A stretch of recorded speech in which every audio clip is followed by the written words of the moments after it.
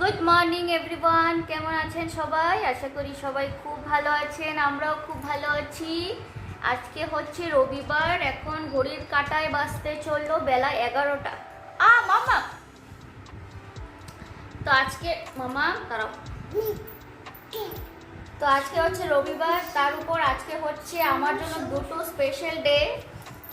তো first special data বলছি। First of all আজকে হলো মাদার্স ডে, তো সবাইকে জানাই হ্যাপি মাদার্স ডে।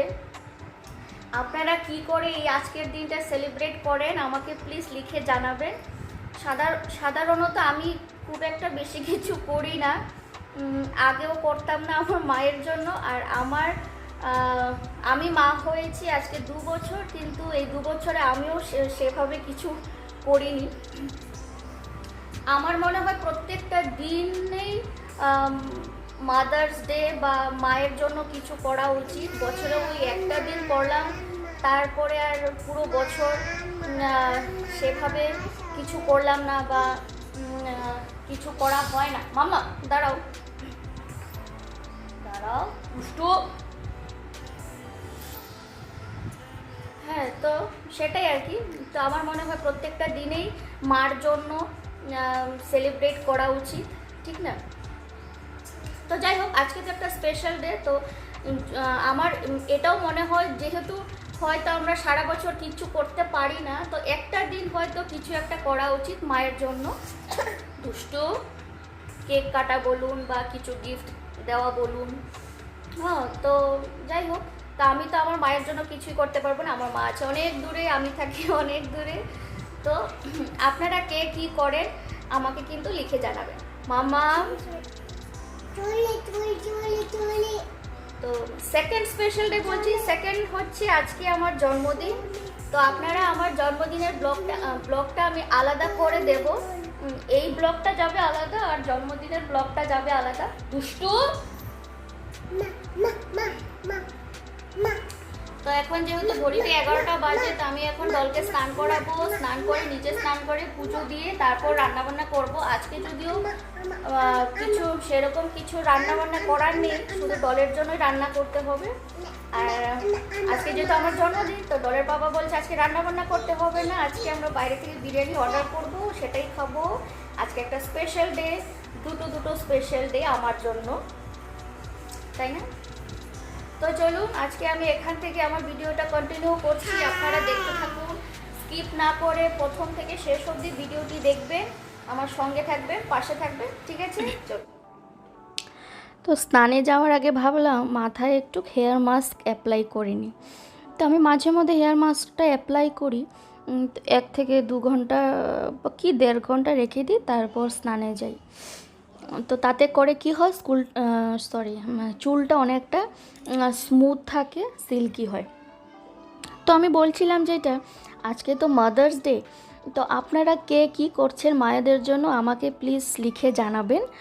তো মা ডাকটা কি হয়, একটা ছোট্ট একটা ডাক, কিন্তু এর পেছনে কিন্তু অনেক বড় একটা অবদান থাকে, তাই না? আমার তো সেটাই মনে হয়।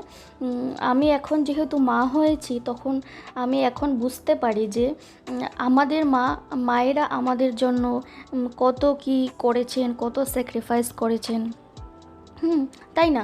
তো আমি দীর্ঘ 8 বছর অপেক্ষার পর আমি মা হতে পেরেছিলাম।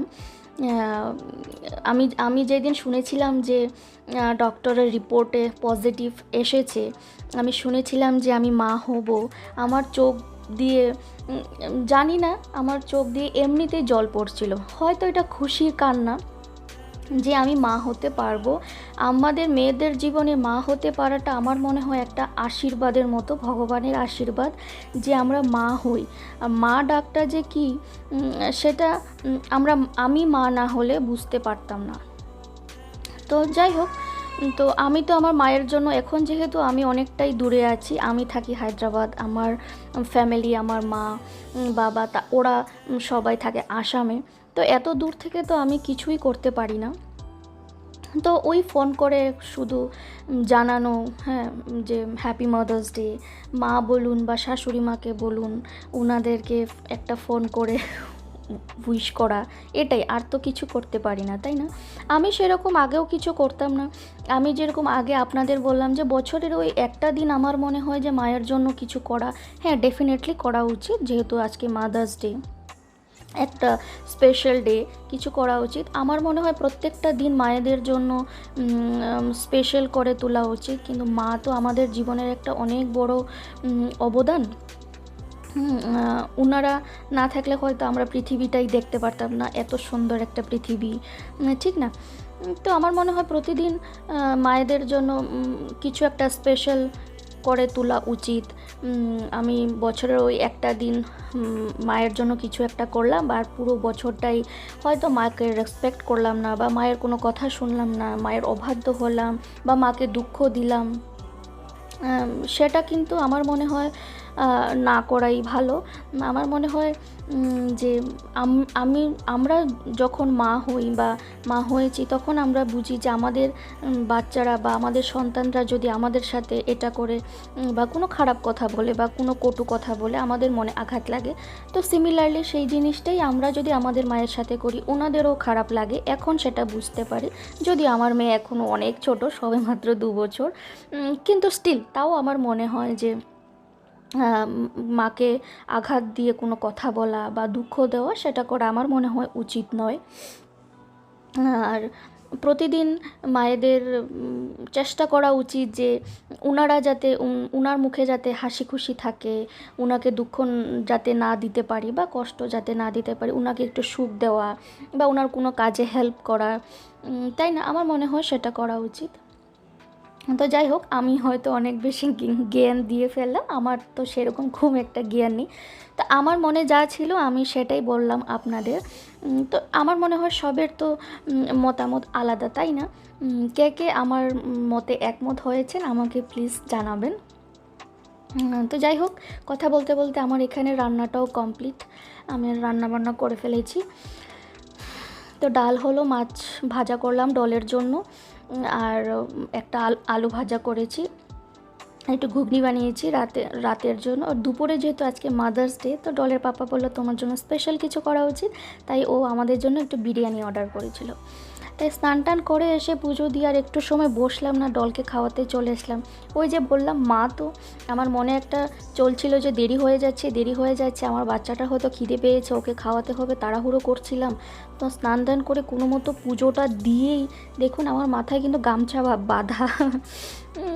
আমি আর 1 মিনিটও সময় নষ্ট করিনি, ভাবলাম আমি ওকে আগে খাইয়ে নিই, আমার বাচ্চাটা কষ্ট পাচ্ছে। সিমিলারলি আমার মনে হয় আমাদের মায়েরাও হয়তো আমাদের জন্য সেই কাজটাই করেছেন, অনেকটা স্যাক্রিফাইস, অনেকটা কিছু ত্যাগ দিয়ে আমাদের সব কিছু উজাড় করে দিয়েছেন, তাই না? তো দেখুন আমার এখানে মাদার্স ডে স্পেশাল আজকে লাঞ্চ রেডি হয়ে গেছে, এখন আমরা খেয়েও নেব। তো এটা কি ছিল আমি ঠিক বলতে পারছিলাম না, পরে আমি জানতে পেরেছি এটা ছিল মির্চি কা সালান না কি একটা বলে, আর রায়তা, আর একটু বিরিয়ানি, আর কি ওটা চিকেন 65, ওটা ছিল আজকে আমার মাদার্স ডে স্পেশাল। যেহেতু আমার মেয়ে তো ছোটো, তো মেয়ের পাপাই বললো তোমার জন্য আমি কিছু একটা করবো মাদার্স ডে স্পেশাল। তো দেখুন ডল এখানে ঘুমোচ্ছে, কি সুন্দর। আমার এই মাদার্স ডে স্পেশাল ব্লগটা এখানেই শেষ করছি। আপনাদের যদি কিছু ভালো লেগে থাকে তাহলে একটা লাইক করবেন, কমেন্টস করবেন, আর হ্যাঁ সাবস্ক্রাইব করতে ভুলবেন না, প্লিজ সাবস্ক্রাইব করুন আর আমার পাশে থাকুন, ঠিক আছে? চলুন, টাটা, বাই।